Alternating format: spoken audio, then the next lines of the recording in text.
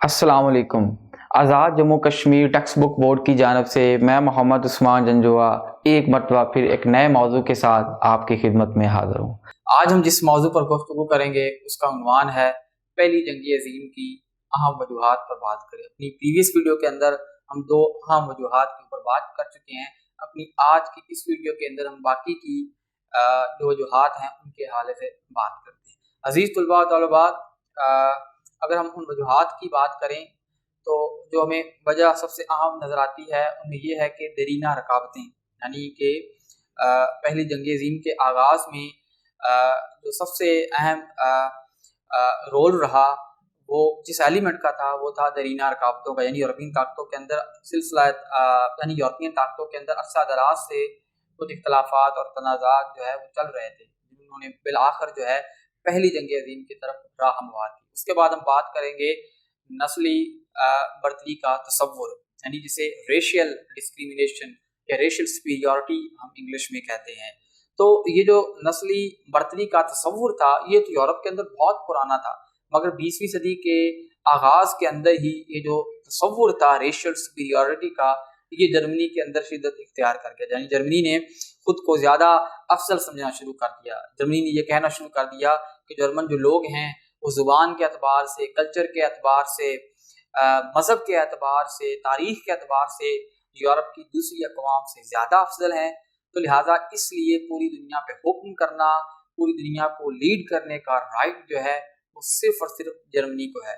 तो लिहाजा ये जो एहसास था, ये जो रेशियल सुपीरियरिटी का एलिमेंट जो कि जर्मनी के अंदर शिद्दत इख्तियार कर गया था, इस एहसास ने भी जो है पहली जंग अज़ीम की तरफ राह जो थी वो हमवार की। उसके बाद इत्तेहादी सियासत का एलिमेंट हमें बड़ा नज़र आता है, यानी कि जिसको हम प्रेजेंट टाइम में भी रिलेट कर सकते हैं। पाकिस्तानी पॉलिटिक्स हो, वो इंडियन पॉलिटिक्स हो, उसको रिलेट किया जा सकता है। लेकिन उस वक्त भी इस एलिमेंट ने बड़ा अहम किरदार अदा किया, यानी पॉलिटिक्स ऑफ अलाइंसेस। यानी कि 20वीं सदी के आगाज़ से पहले जो यूरोपियन ताकतें थी उन्होंने डिफरेंट ग्रुप्स बना लिए हुए थे। यानी एक ग्रुप जो था उसको लीड बरतानिया कर रहा था, जबकि दूसरे ग्रुप को लीड कर रहा था जर्मनी।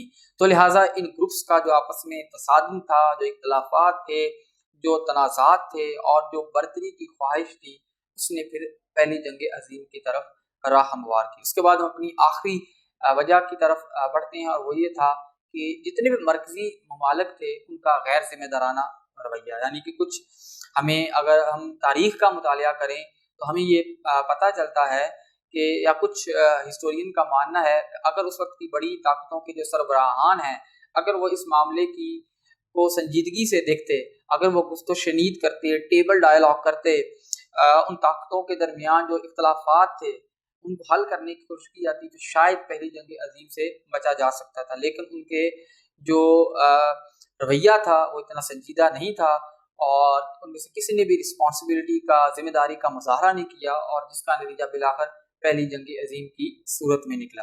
अब इन वजूहात के बाद हम फौरी वजह की बात करते हैं। ये वजूहात तो एग्जिस्ट कर रही थी 20वीं सदी के आगाज़ से पहले। हम इन वजूहात को, इन डिफरेंट फैक्टर्स को हम ऑब्जर्व कर सकते हैं, लेकिन ऑन द स्पॉट वो कौन सा ऐसा इंसिडेंट था, वो इवेंट था जिसने जो है एक जलती पर तेल का काम किया, जिसने कंपेल किया और बिलाखिर आहिस्ता आहिस्ता यूरोप की तमाम जो ताकतें थी वो इस जंग में जो है उनको शामिल होना पड़ा। अजीज तलबा तलबात, सर्बिया और ऑस्ट्रिया के ताल्लुकात कुछ ज़्यादा अच्छे नहीं थे। यानी उनके दरमियान बहुत ज़्यादा इख्तलाफात चल रहे थे, इलाकों की वजह से और बहुत दूसरे मामलात की वजह से उनके दरमियान बहुत कशीदगी थी। लेकिन 20वीं सदी के आगाज़ के साथ ही उनके ताल्लुकात ज़्यादा हद तक ख़राब हो गए और जिसका नतीजा क्या निकला कि 1914 को सर्बिया ने एक दहशतगर्द तंजीम के ज़रिए ऑस्ट्रिया के शहजादे फर्डिनेंड को जो है कत्ल करवा दिया, जिसका नतीजा क्या निकला कि ऑस्ट्रिया ने बदला लेने के लिए एज ए रिजल्ट जो है काउंटर अटैक कर दिया सर्बिया के ऊपर। तो इस तरह जो है पहली जंग अज़ीम का जो आगाज़ हुआ और इसको फौरी वजह के तौर पे देखा जा सकता है। अजीज़ तलबा तलबात, ये था हमारा आज का मौजू। ये मौजू अपने इख्तिताम को पहुँच चुका है। हमने इसमें तमाम वजूहात को डिस्कस कर लिया है। बहुत जल्द हम एक नए मौजू के साथ आपकी खिदमत में हाजिर होंगे। तब तक के लिए अल्लाह हाफिज़।